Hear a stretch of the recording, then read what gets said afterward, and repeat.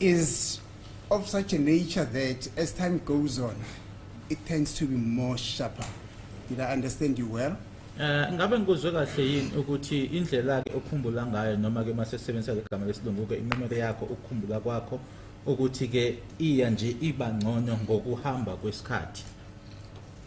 Angeke ngikwazi ukuphawula kuloso statement sakho wena ubona indlela yakho ubona ngayo le. I wouldn't be in a position or able to comment on that statement. That is your view. I gleaned this from what you said yesterday, that even after 25 years, after the occurrence of this incident or so, or a number of years or so after the occurrence of this incident, you'd still be able to remember what actually happened.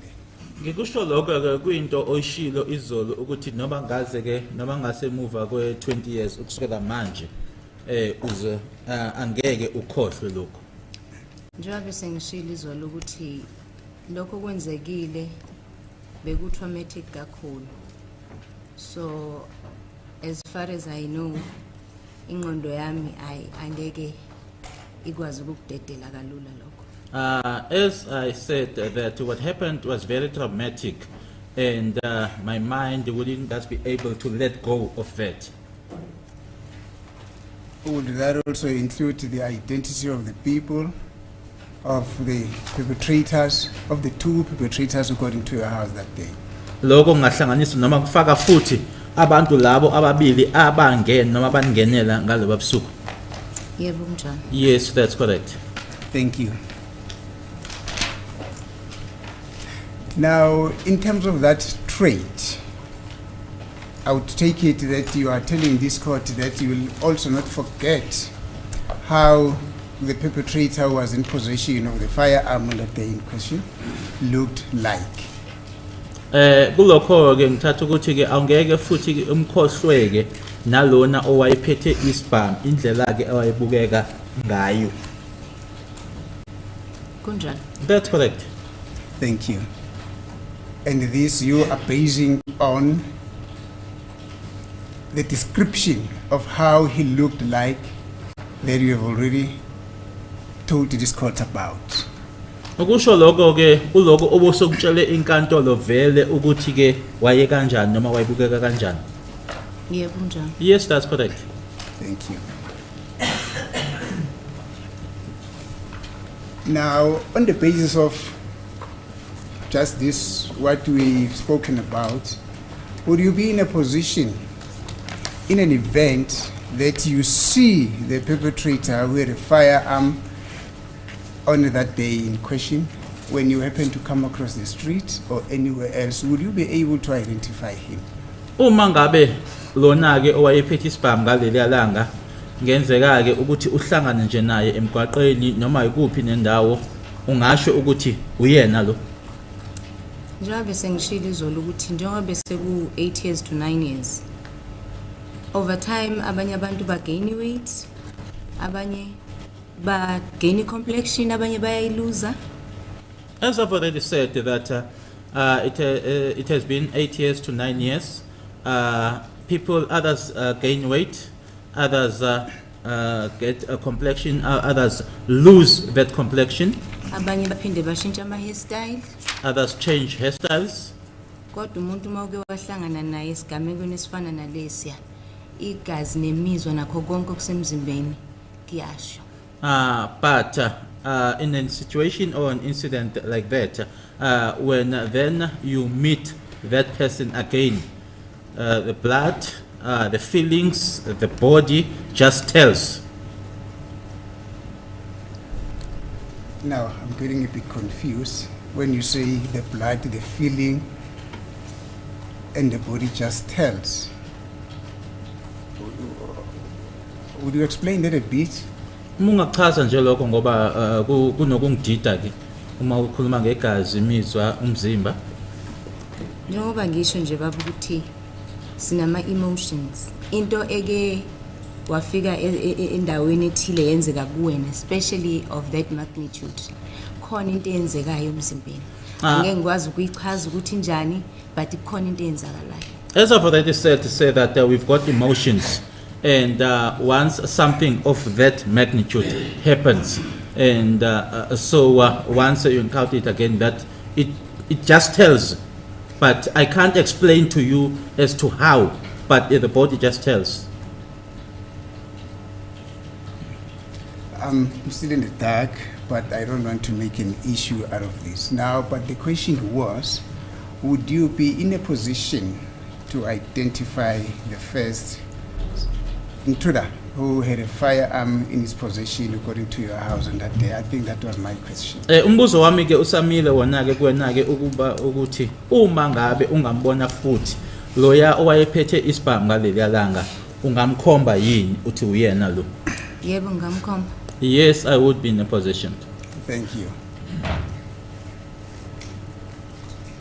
Now, you have used a very interesting, in the interview that you had, that was played here at court yesterday, you used a very interesting word. You're saying the police were fishing in the same pond. They kept on fishing in the same pond for over more than 7 to 8 years.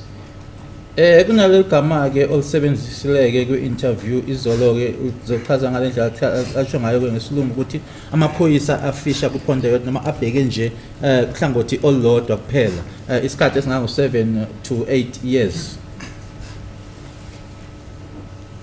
Would you then agree with me that in that 7 or 8 years where the police were fishing, they threw in a net hoping to come out, or hoping that that net will come out with the person who you identified as a first intruder, and up until now, the first intruder had a firearm, and up until now, their net keep on coming empty in respect of the first intruder? Please, my lord, I really don't understand the purpose of that question. Correct. The fact that the police have been investigating for 20 years in the same pond. She says 8 years. It doesn't follow that if they don't find what they are looking for, then it's consequently could be said it is impossible, ever. I don't understand the basis of the objection, my lord. Repeat your question, then he will tell you why he objects me. Thank you, my lord. Ma'am, on the basis of what you have just said, with regard to the police fishing in the same pond for almost 7 years, would you agree with me that after they casted their net in this pond that you spoke about for a period of 7 years, the police had not been able, up until now, to come out with a person who you would identify as the first person or the first perpetrator who got into the house who had a firearm in his possession? That's precisely the objection, my lord, that the accused have been arrested. It's for the court to make that determination. It's not for the witness to make that determination. Why do you say, will you agree with me? Yeah, that's the problem with your question. That if it is for 7 or 8 years, yes, in that period that the police were fishing in the same pond, it means that they will never arrest the person who he was able to identify as the first suspect. Just listen to the logic in that submission. You are actually making the statement. You say, will you agree with me? Yes, madam. She's not making that statement. Yes. That's the problem. Yes. That's the problem. I am saying this, my lord, that based on her testimony, that up until now, as I am cross-examining her, Yeah. and she's answering my question, the police have not been able to bring to court a person that she would say, this is the person that I saw on the 26th of October 2014, who was in possession of a firearm Okay, let's hear. What's your comment, man? So, kuze kube manje ke kuloko okushoyo ke uthi amaphoyisa ke ebheke uhlangothi olodwa kuleyo 7 to 8 years amaphoyisa ke akakezi ke ngaphambili noma ezenkantolo athi ke nanguke lo muntu lo omchaza wena ke nanjengaloya owumsolo wokuqala owayephethe isibhamu ngaleli yalanga nge 26 ka October 2014. Okokuqala mangisho ngithi amaphoyisa abefisha kupond eyodwa angibuzi ngani ukuthi ngikhuluma ngayiphi pond before speculate ukuthi ngikhuluma ngayiphi. Firstly, when I make that statement that the police are fishing or are fishing in the same pond, why then don't you ask me what is it that I'm referring to or what pond am I talking about before speculating? Oh, you want clarity from me? I thought that was your answer. No. Oh, you want clarity? Okay, no, Please. thanks, man. It is immaterial what pond were you referring to. You're talking about the pond that the police will go into when they dip their net with a view that their net will come out with a person who you would have come to court and say, this is the person that I saw on that day who had a firearm in his possession. Ukuthi ke yipi pond wena okhuluma ngayo ke akusona ke udaba lolo kodwa okubalekile noma kusemqoka ke ukuthi ile pond yona ke amaphoyisa azothatha inet noma umnatha wawo ke awuphonse kuyona uma eseyibuyisa noma esebuya nayo leyo net leyo asho ke ukuthi sibuyile nayo futhi nangu ke umuntu lo wena ke okhuluma ngaye othi yilo wokuqala umsola owayephethe isibhamu. Now, the gist of my question is... Don't make it long. Oh, okay. Ngiyabona ukuthi asitholani kahle mina nawe. I see that you are missing each other myself. Noma mhlambe awilalelanga kahle video.